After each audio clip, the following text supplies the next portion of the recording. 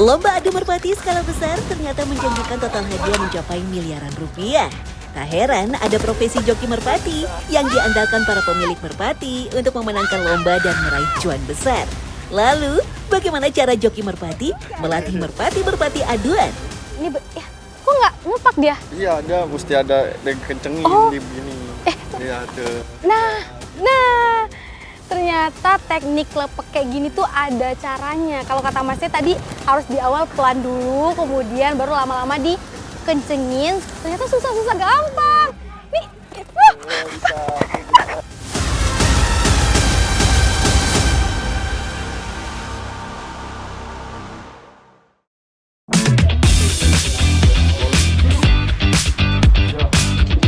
Wah, burung merpati ternyata bukan hanya sekedar lambang kesetiaan, tapi juga jadi peluang dapat uang sampai jutaan.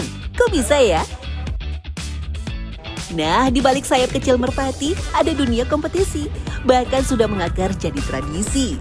Ya, adu kekuatan yang butuh skill tingkat tinggi. Disitulah para joki unjuk gigi. Apalagi berlaga di lapangan terbuka, hadiahnya uang tunai puluhan juta dan mobil senilai ratusan juta terpampang nyata. Dipersilakan untuk joki kloter 1 langsung duduk. Salah satunya yang digelar di Lapak Kolongan Alexis, Kecamatan Pademangan, Jakarta Utara. Berbagai komunitas lokal pun siap bersaing tampil maksimal. Mereka itu di sini terlihat dari pola rawat dan pola latih mereka itu di lomba itulah mereka uji kualitas merpati-merpati mereka itu. berarti kalau selain untuk dapat hadiah ini sebenarnya ada ajang adu gengsi burung juga nggak sih ini? Iya, tipis memang bisa terlihat ya antara gengsi dan hobi tipis memang. Tapi cenderung mereka itu senang-senang aja sih, lebih ke hobinya. Joki-joki andalan mulai siap turun tangan. Salah satunya Muhammad Firly, joki komunitas Blue Cobra yang tak pernah absen mengikuti balap merpati setiap minggu. Firly sudah mempersiapkan 8 pasang merpati terlatih dan berpengalaman tuh. Lomba kali ini berhadiah 20 juta rupiah dengan harga tiket Rp80.000. Para peserta membawa merpati kolong. Berbeda dengan merpati pos atau merpati hias, merpati kolong termasuk jenis burung merpati balap tradisional. Burung yang dilatih untuk terbang tinggi dengan jarak 700 meter, lalu turun menukik dan mendarat tepat di landasan. Targetnya sih, si merpati mampu melewati sebuah kolong atau kotak persegi di arena balap, kemudian dihitung kecepatannya oleh wasit. Gimana sih triknya biar bisa sesuai dengan target masuk kolong gitu sampai di bawah tuh gimana? Kita ngikutin arah burungnya, kita ikutin dia maunya kemana, kita ikutin, biarin dia jatuh tepat di betina, biarin nggak jauh keluar lane atau kalah dari lawannya. Gitu. Berarti yang harus dipunya apa tuh? Mata kita tuh harus paham, jadi ini burung mesti kemana nih arahnya nih, oh kita ke kanan, kita ikutin ke kanan, gitu. Jadi ke kiri, jadi nggak bisa diem doang, kalau diem doang kan takutnya jauh dari cewek, keluar dari lane, gitu. Ada 2 kriteria joki dalam perlombaan loh. Joki lepas bertugas melepaskan burung dari jarak tertentu. Sementara joki geber yang berada di arena pertandingan. Joki geber atau biasa juga disebut joki kelepek memegang merpati betina agar menarik perhatian merpati jantan yang dilepas.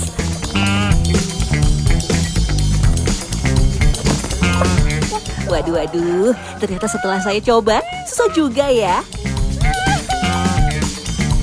Kalau skill sang joki sih tak usah diragukan lagi. Apalagi Muhammad Firly sudah terbiasa berinteraksi dengan burung merpati sejak duduk di bangku kelas 6 SD. Bermodal ilmu dari orang tuanya, ia paham betul cara merawat dan memilih burung yang layak untuk ikut lomba. Mulai dari melihat sayap burung yang rapi, matanya yang jernih, dan postur tubuh yang tegap. Pantas saja gelar juara dari hadiah uang tunai puluhan juta sampai hadiah sepeda motor pun pernah dibawa pulang. Itu cara ngelatihnya sebenarnya seperti apa sih Bang? Nih ngelatih burung ini bisa masuk sesuai dengan ketentuannya gitu. Kita latih aja Kak, dari jarak dekat dulu kita latih nih di depan, pelan-pelan, berurut, jarak 100 meter, 200 meter, dan sampai bisa siap lomba gitu. Untuk bisa membuat merpati jadi player andal, terbang cepat, menukik tajam anti gagal, cara pertama adalah dengan memberi si jantan pasangan. Merpati yang sudah berpasangan wajib dilatih setiap hari loh. Nah, pada kondisi giring alias saat perilaku jantan super aktif dan intensif mengejar betinanya, burung jantan auto punya insting kuat kembali pada betinanya. Itulah kenapa saat dilombakan, betina akan diletakkan di kolong atau di arena sasaran, sehingga merpati jantan siap menghampiri betinanya tuh. Skill joki profesional yang turun tangan tak hanya harus lihai mengamati perilaku merpati, tapi juga membentuk ikatan batin yang unik. Semakin peka dan cepat reaksi si joki, semakin besar peluang menang. Tapi biasanya ada nggak sih Bang, nih udah ada nih pasangannya di bawah, tapi tetap nggak mau ke bawah dia? Ada, itu namanya belum giring, giringnya belum muter, masih pelangap-pelangap begitu dia giringnya. Nah jadi itu solusinya nggak diikut sertakan atau gimana?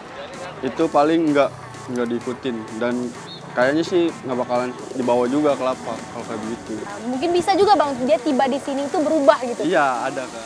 Faktornya itu paling karena di kandang itu nggak ada temennya. Udah gitu paling bawaan dari burungnya. Maunya di lapak baru giring keras. Pas udah di luar hilang nyalinya. Iya. Oh ternyata ada juga ya? Ada. Dalam setiap perlombaan yang digelar, tentunya bakal menarik perhatian para komunitas pecinta burung dari berbagai kalangan dan usia. Lihat saja, sejak pendaftaran dibuka pukul 9 pagi, sudah banyak yang berdatangan membawa burung merpati jagoan masing-masing. Selain target juara, pertandingan juga menjadi wadah uji kemampuan para joki. Wah, di tempat pertandingan lomba burung merpati ini memang didominasi oleh laki-laki. Katanya memang kesukaan mereka. Tapi ada satu hal yang menarik perhatian saya. Ada joki cilik dan dia perempuan. Dan saya coba samperin ke situ. Anindi Feli, si joki cilik dari Jakarta Barat memang menarik perhatian. Aksinya tak kalah dengan para senior di lapangan. Berawal dari sang ayah yang juga hobi bermain merpati, anak perempuan yang akrab disapa Nindi mulai tertarik mempelajari dan ikut berlaga di kompetisi. Mau ketemu siapa aja, tenang gebernya, terus maju, usahain burungnya ngolong gitu. Itu berarti kamu punya penglihatan tuh tajam banget ya tadi ngelihat burungnya itu gimana? Emang sering udah terbiasa gitu? Iya, soalnya kata papa dari kecil udah nggak boleh main HP, jadi matanya bagus.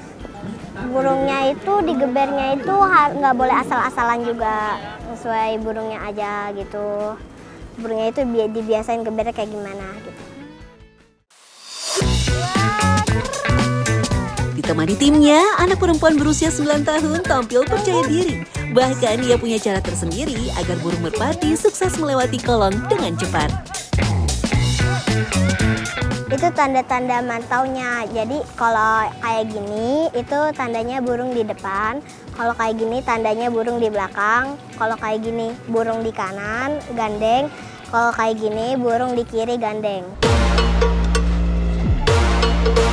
Adu gengsi kualitas merpati juga jadi utama. Tak heran jika para peserta sampai rela mengeluarkan puluhan hingga ratusan juta rupiah demi mendapatkan merpati berkelas. Seperti Valen Apriliansyah, penggagas komunitas Blue Cobra, sekaligus sebagai pemasok merpati berkualitas di Jakarta. Biasanya yang menandakan dia itu dinilai dengan harga yang fantastis tuh apanya sih? Kualitasnya biasanya. Jadi kualitasnya bagus, harganya pun pasti bagus. Karakternya diutamakan, sprintnya bagus, terus kecepatannya bagus, tembak betinanya bagus. Oke, Bang, pernah nggak sih udah beli nih dengan harga yang cukup mahal, tapi pas diikut lomba dia terbang nggak balik? Pernah nggak Bang? Pernah.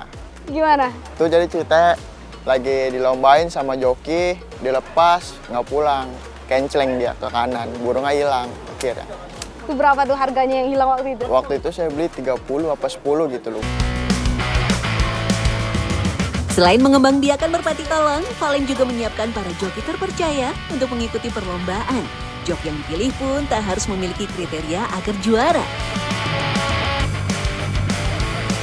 Dari kualitas joki ya, ngerawatnya pinter, ngelatihnya telaten, ulet, rajin, latihannya bagus, dia ngelatih burungnya bagus, ngebaca burung, ngebaca karakter burungnya pinter. Saya cari kriterianya yang seperti itu. Nanti dia bisa dapat apa sih Bang? Rewardnya ya, biasanya kalau orang juara itu kan dibagi 70-30, jadi pemiliknya 70, joki 30. Kalau saya enggak, saya 50-50. Jadi 50-50 gitu. Lomba adu merpati gaungnya tak main-main. Perlombaan besar juga bakal digelar di berbagai daerah Pulau Jawa dengan total hadiah mencapai 1 miliar rupiah. Wow! Buat para joki sih, the real hobi yang dibayar dari ajang kompetisi.